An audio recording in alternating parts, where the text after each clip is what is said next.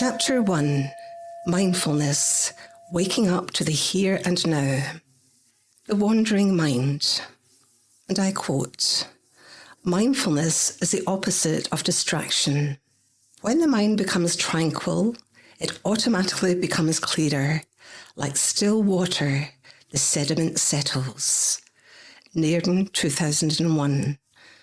It is impossible to think straight if your mind is darting all over the place, like balls in a pinball machine. When our mind is in turmoil, we are unable to focus clearly or to be objective, and therefore we are prone to make decisions and take actions which are not necessarily in our best interests. Mindfulness has helped me to make sense of it all. Instead of my mind being constantly in top spin of the washing machine setting, I can find that inner peace to deal with life's problems. And I quote, "Maintaining presence of mind to handle problems calmly and efficiently is a skill that grows with meditation practice." Germer, 2009.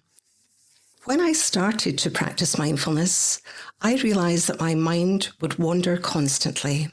I learned through my studies in mindfulness that this is perfectly normal, as mindfulness is not about trying to make the mind go blank, but recognizing where your mind has wandered to. That is, what are your thoughts? Recognizing thinking. Through time, I began to realize that many of my thoughts were negative. I began to see that I was holding on to grudges and fretting about things that happened in the past and reliving them over and over in my mind. Not only did I discover that negative thoughts would appear, but that I was, in fact, adding extra negativity to the thoughts. This resulted in extra baggage being added to these past experiences. According to the neuroscientist Rick Hanson, your brain is Velcro for negative experiences and Teflon for positive ones. This is cited by Wax, 2018. Labeling thoughts. Labeling these thoughts when they occurred during my mindfulness practice helped me to accept them for what they really were, just thoughts, instead of becoming them. Quote, "Labeling emotions calms the brain." Germer, 2009.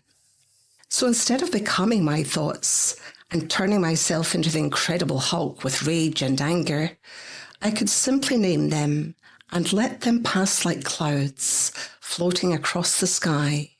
Naming my thoughts during mindfulness practice helped me to create a different relationship with them. And I quote, "As we become mindful of our thoughts, we begin to notice a little distance opening up between our thoughts and the mind that is aware of those thoughts." Snokne Rinpoche and Swanson, 2012. I then began to label my thoughts, such as disappointment, frustration, despair, anger, sadness, embarrassment, etc. Therefore, when I thought about the time my boss told me I was going to receive a redundancy package and then not being able to follow this through, I don't then become involved in the storyline about how unfair all this was, how let down I was, how misled I was, etc., etc. The thought merely becomes one word, that is, disappointment. The day I took a dog on a rope, gifted to me by a classmate, to my Aunt Mary's house, thinking she would be delighted, and realising when we had to return it that the dog actually belonged to someone else. This was humiliation. The time I was late for an interview in Glasgow due to a traffic jam on the motorway and didn't have time to put money in the parking meter, only to receive a parking ticket, I don't go over the same story thinking about the what ifs. What if I had only taken an alternative route? What if I had left earlier? What if I had just gone by train? The memory becomes one word, that is, frustration. The visit to the supermarket when I requested cash back and the puzzled expression on the sales assistant's face before she said that this was not possible. When I asked her why, she replied, because you paid by cash, not card. This was stress. The day I was driving to Burnley for a course and missed my turn off because I was singing along to Boyzone in the car. This can be labelled distraction. The night my beloved 20-year-old cat Spice died, realising I would never see her beautiful face and be able to talk to her, clap her, or pick her up and cuddle her again, this really is sadness.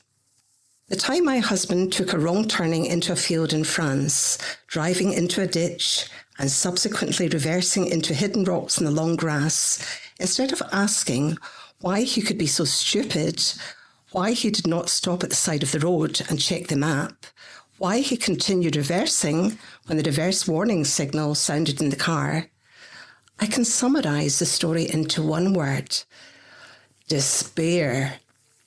The time I tried to spend my book vouchers in a book retailer and was told that I couldn't use the voucher towards the purchase of a bookmark. Really? No wonder I lost the place. Returning home and writing to the head office of the retail establishment and typing "Dear Sir, Madman" in error due to my enhanced mental state. This story then doesn't become an epic if you condense it into one word. That is anger. The day I tried to return some videos to a shop and was told that I hadn't hired the videos in the first place, but had actually bought them. Instead of beating myself up for not realising that the hire videos were at the other side of the shop and that I should have realised this by the price, and recalling the smirk on the faces of all the other customers and the sales assistant, I recognised this as embarrassment.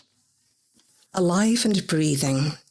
Before I found mindfulness, my mind was so stressed that I didn't realise that in this present moment, I could pause and look at the beautiful sky, the puffy white clouds. I could hear birds chirping, smell flowers, enjoy a cup of tea and feel the earth beneath my feet. I didn't realise that I was indeed alive and breathing. How wonderful. The simple act of sitting in a stable, upright posture with calmness and dignity has an importance all its own. This is a quote from Rosenberg and Guy, 2004. The breath is so important as, I quote, "The simple vehicle of the breath takes the practitioner from the calming the mind all the way to the deepest wisdom, to nirvana." Rosenberg and Guy, 1998. I am alive. You are alive. How good is this? And I quote, "As long as you are breathing, there is more right with you than wrong with you." Kabat-Zinn, 2013. I realised through my mindfulness practice that I had become detached from the world. Mindfulness awakened my senses and made me feel alive again. I discovered that somehow I'd become disconnected from the world around me, feeling as if I did not belong. This took me on a journey to discover who I actually was. I realised that I had somehow managed to lose myself along the way, and mindfulness led me on this wonderful journey of self-discovery. I needed to know my own mind, and I quote, "Knowing your mind not only leads to a happy life, it transforms every trace of confusion and wakes us up completely." Johnson Ponlop Rinpoche, 2011. I asked myself the same question over and over. Who am I? The only way I could make sense of it all was to start at the very beginning.